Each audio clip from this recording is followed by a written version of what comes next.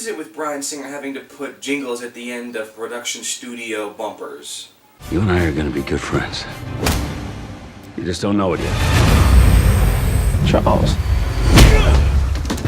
Good to see you too, old friend. This is gonna be fun.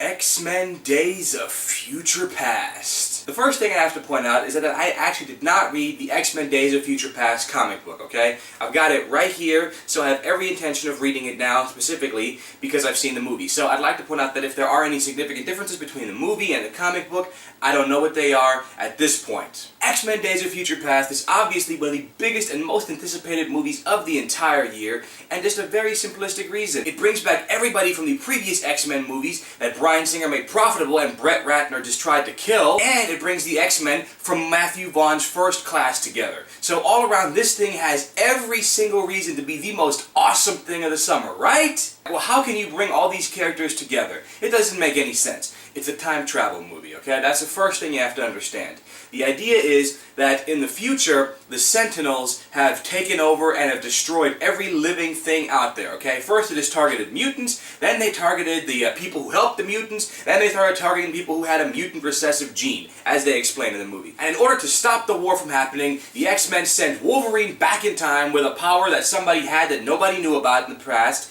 and in order to stop this whole thing from happening. The idea is sound, okay? You've got all the original cast members who survived from the previous movies back to play their respective roles, even if they're just little one-shot cameos, but they are there. And that's what's cool about this, right? When you see them, you're like, oh man, it takes me back to 2000! I'm getting old. And then when they go back into the past and you see all the new characters as they were played by in Matthew Vaughn's X-Men First Class, and the general consensus about Bryan Singer directing was, hey, he did X-Men 2, he knows what he's doing, let's bring it on. However, one of the biggest drawbacks, in my personal opinion, to the original X-Men movie is that it dragged a little bit. It was way too much story, not enough action. The pacing seemed off, even in that day. Is it cool that we finally get to see the Sentinels? Yes. Is it cool that we get to once again see Michael Fassbender and James McAvoy take those roles? Is it great to see all of this? Is it a visual treat? Yes, it's all of that. But the problem with it is way too much damn story before anything else. The fact of the matter is that there's so much has happened since X-Men 2,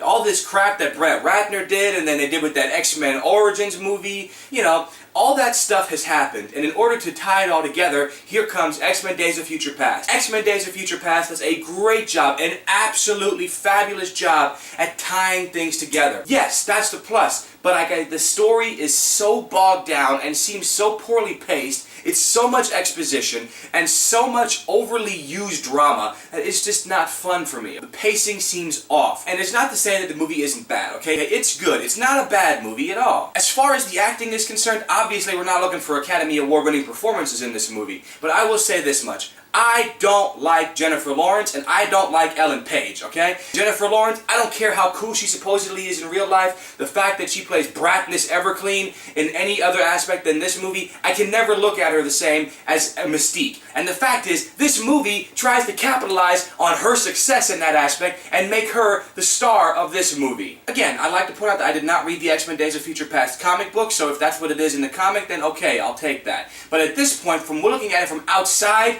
all I see is them using Jennifer Lawrence's quote-unquote star power to make her Mystique and make her the next face of the X-Men just because it's Jennifer Lawrence and because she plays Katniss in another movie. On the other hand, you've got actors like Michael Fassbender and James McAvoy coming to reprise their roles from First Class. Michael Fassbender's character, the Magneto in the past, seems wasted. It's just the same thing you've seen before. Hey, I'm gonna help you, but then I'm gonna screw you.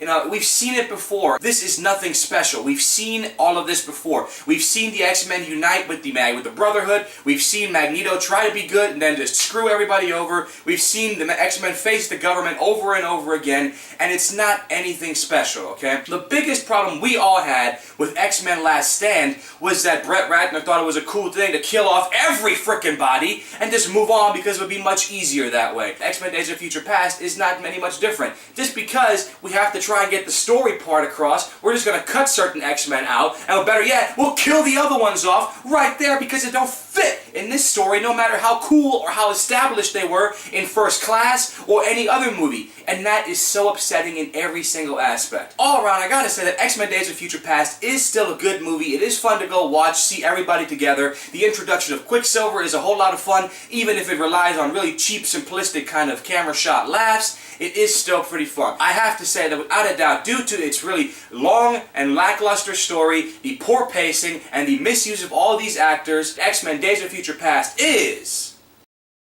middle of the road. Aww. Oh my god, I can just see the anger in so many people right now. I said it before and I'll say it again. There's nothing in this movie that we haven't seen before. You want to see X-Men die? You're going to see that. You want to see the X-Men go up against the government again? You've seen that. You're going to see it again. It just seems that Bryan Singer is a hit-and-miss superhero director. So there you go, guys. See you next time right here on The Casual. Until then, this is me, G-Money, your host, telling you guys, peace.